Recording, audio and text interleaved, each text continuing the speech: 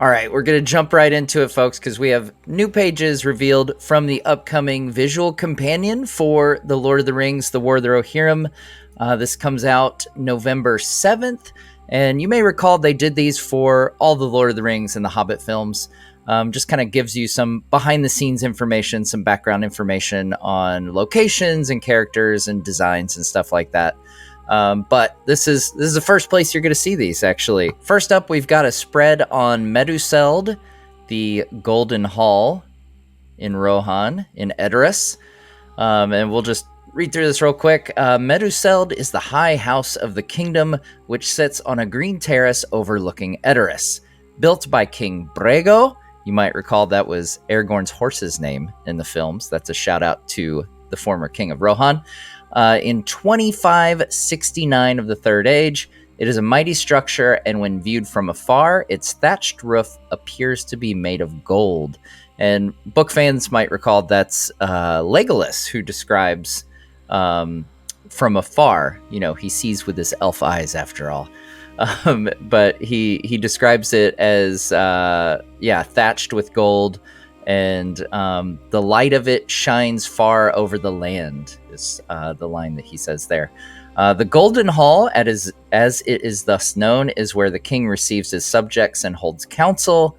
Meduseld is also where he entertains his guests, lined with long wooden tables and benches.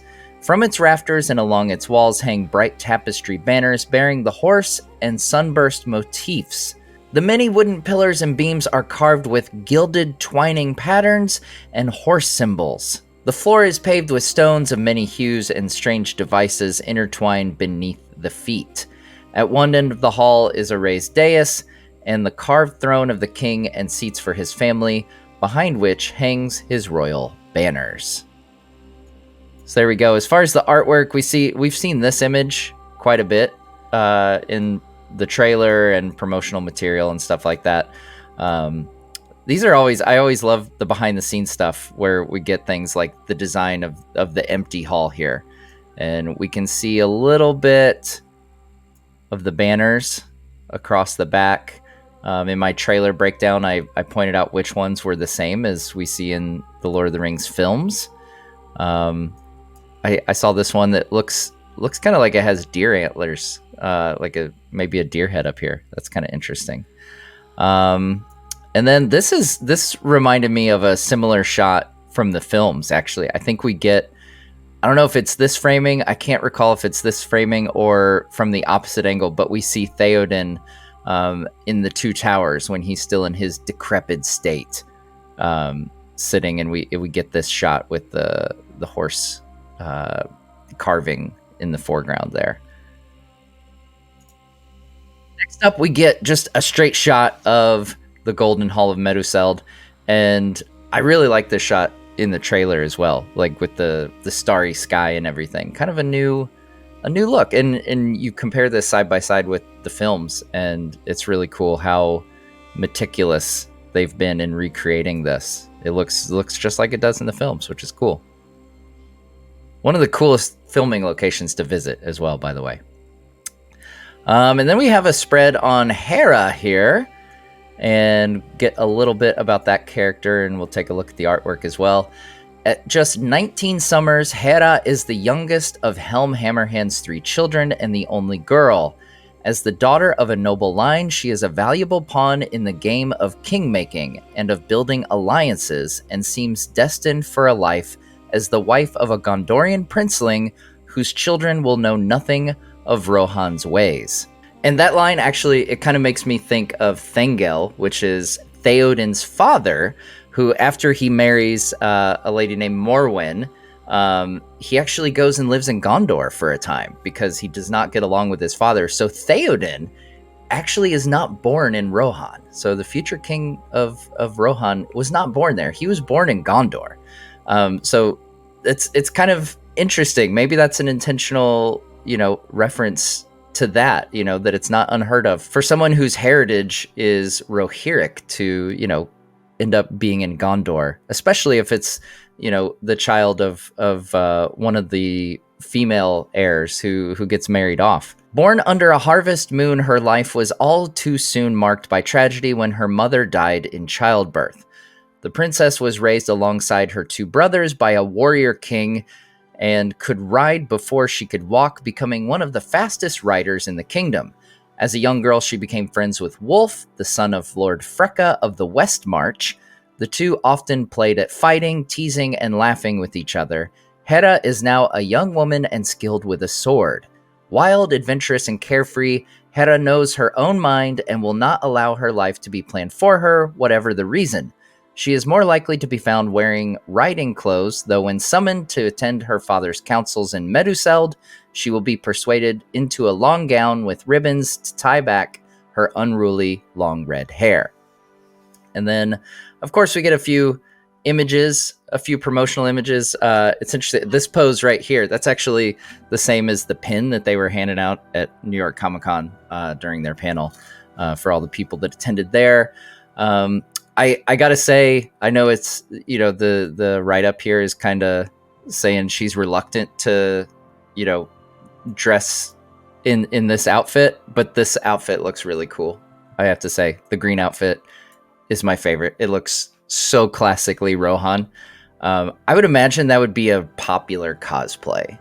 I don't know. We'll see after the movie comes out, but I think this outfit in particular would be a popular cosplay. Maybe this one too, where she's like in battle mode. But then up here we have what appears to be some kind of spyglass. And next up we get Wulf, who is the main antagonist of the film. Wulf is the first and only son of Freka, good old fat Freka. And as heir to the lordship of the West March, he finds himself on a similar path to Héra. Each is the motherless child of a strong, proud leader, and as such, each has to bear the consequences of their father's actions. Wulf knew Héra when they were children, and they used to play together in the Golden Meadow of the West March, practicing their sword skills. The boy she once called friend is now 20 years of age, and has become quiet and intense, someone who dresses in somber colors, though he still looks back on their golden time together with fondness. He still carries within his fragile heart a belief that he is in love with Héra. Those early carefree times playing with swords have continued into more serious training under his father's commander, General Targ, and Wulf now wields his wickedly curved sword and dagger with deadly precision, a skill easily matched by his use of the bow. Regardless of his own personal wishes, Wulf remains heir to the future of his father's people and subject to his grand ambitions. While he has grown up in his father's shadow, he also loves him greatly, so any act committed against Lord Freka will be repaid tenfold, even if it will place him on the irredeemable path to war. Spoiler alert, that's exactly what's going to happen in this story. And if his youthful affection should ever be spurned, that love may well turn to pathological hatred for Héra, Helm, and all the people of Rohan. So yeah, we get some indications that this guy is going to be on a dark path, and that kind of checks out with everything that we've heard in articles and interviews and stuff. That Wulf is gonna go pretty dark in his turn to evil here. Very, very curious to see what they do with this character. I think he's got a lot of deliciously evil potential. I did notice it looks like he's wearing, I think this is the same crown that we see Helm wear a couple images back. Yeah, so there's Helm's crown. And yeah, I think that's the same crown. So at some point, somehow, we know that Wulf sits upon the throne in Edoras in the story in the books at some point. So presumably it looks like he's going to steal Helm's crown somehow. Next we have, this is a fun one. I was excited to get to this one. Isengard. During the Second Age of Middle-earth, the Númenóreans were at the height of their power. They built many wondrous and mighty things. The Argonath, towering statues of Isildur and Elendil. So, fun fact there, again, this is a book versus movie thing. So they're going with the movie, which makes sense because this takes place in the world of the movies. In the movies, it's Isildur and Elendil. In the books, it's Isildur and his brother Anarion. So the Argonath guarded the northern boundary of Gondor, the towers and ramparts of the Black Gate that guarded against the return of Sauron, and Isengard. So Isengard, for those of you who don't know, built sometime between 3320 and 3430-ish, like right before the War of the Last Alliance. Sometime in that 100-year-ish gap. And some other little bits here. The Black Gate, it refers to the Black Gate. A lot of people don't realize that part of those structures were built by the Gondorians after the War of the Last Alliance. So specifically the Towers of the Teeth, so the big spires there. You've got Narcost, which translates to Bitter Biting Fort, and Carcost, which is Fang Fort. So yeah, really nice evil sounding name, Carcost and Narcost. It's good stuff. So yeah, those actually, and the Argonath were built around 1248, sometime after that, because that's when the Gondorians defeated the Easterlings. So those two things actually in the Third Age, but Isengard itself is sometime in the Second Age. Anyway, moving on with Isengard here. Inside the ring walls of Isengard was the Tower of Orthanc, which was made from 4 unbreakable pillars of obsidian fused together by means that are still unknown. I do like how it's kind of mysterious. Like there's this giant tower, and we're like, yeah, we don't know how that was made. It's a mystery. Numenorians, man, Numenorians. Orthanc stands 500 feet high and is surrounded by a deep circular wall a mile in diameter, within which sits an older stone wall. Since the line of the kings failed, Isengard has fallen into disrepair, its inner wall and outer buildings crumbling and its main gate broken. A lesser tower remains, though it too is in ruins. It is now the throne room for the mysterious High Lord of the Hill Tribes, commander of a huge army of Dunlendings, hill tribesmen, and Southron mercenaries, 1,000 strong. I'm going to start referring to 500 as 1,000. It sounds more impressive than 500, I guess. So there we go. There's Isengard, the Tower of Orthanc. We can see settlements here. And again, for those not familiar with the book lore behind this, the Gondorians in the Age of the Stewards, they kind of are preoccupied with other things. The Easterlings attack Gondor a lot during this period, and they kind of neglect. Like for a long time, they've had a garrison, and there's like a chieftain or some kind of power structure there of a representative of Gondor and people who serve Gondor, because the lands of Rohan were Gondor for a good long time. So they kept Isengard under Gondorian control for a long time, but they stopped sending emissaries, and eventually that line fails, and the Dunlendings take control of Isengard.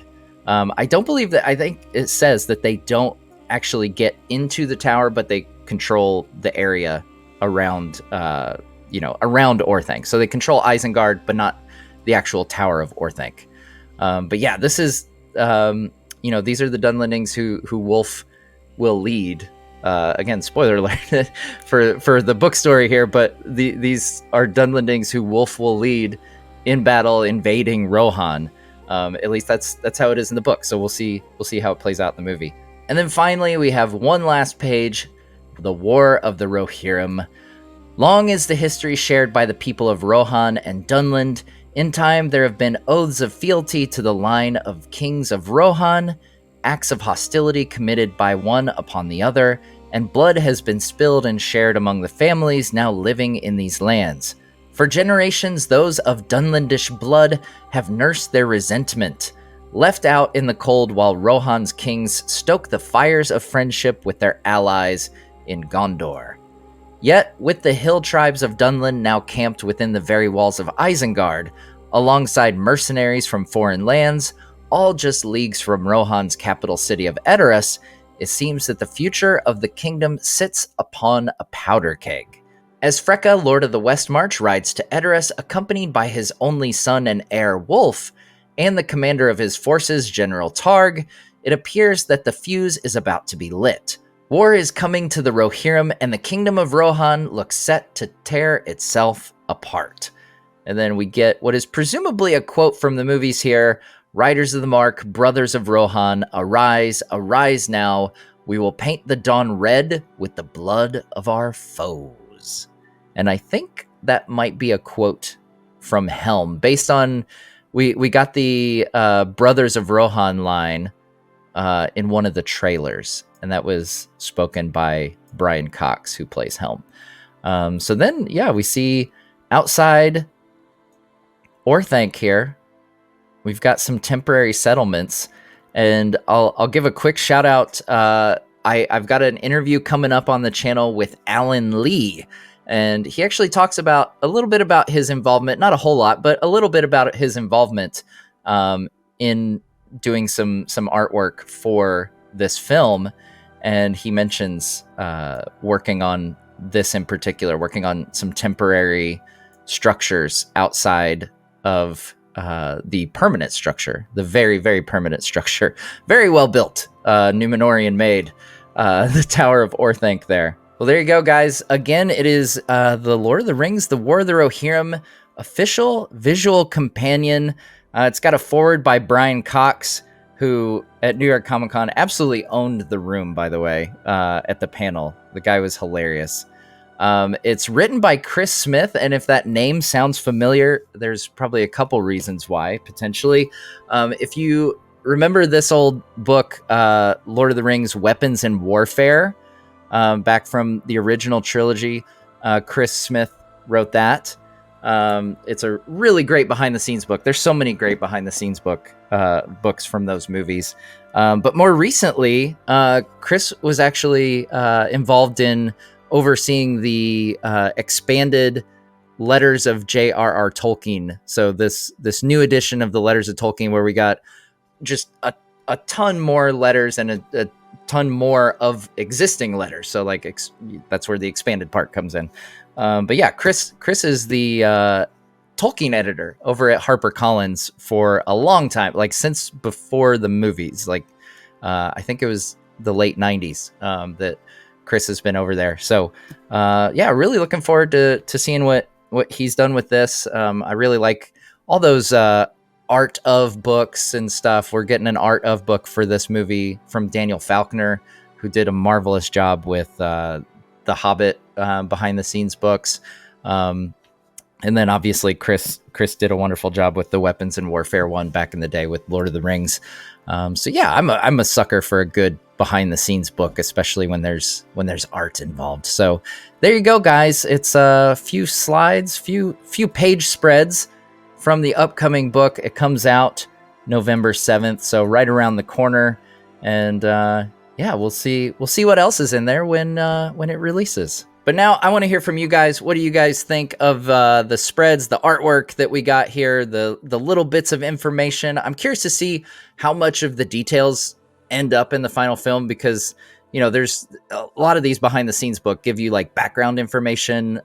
Famously, the Hobbit Chronicles books have a lot of background information on each individual dwarf that was kind of background information for the actors and everything, but wasn't necessarily in the film. I think this stuff is more general, so we'll see the vast majority of this stuff in the film, or we'll see it represented in some form. But yeah, always fun to see artwork. I'm a sucker for good artwork from adaptations. So let me know what you guys think. Are you going to pick up this book? And are you excited for the movie? It's like a month and a half away now. So December's right around the corner. Let me know what you guys think.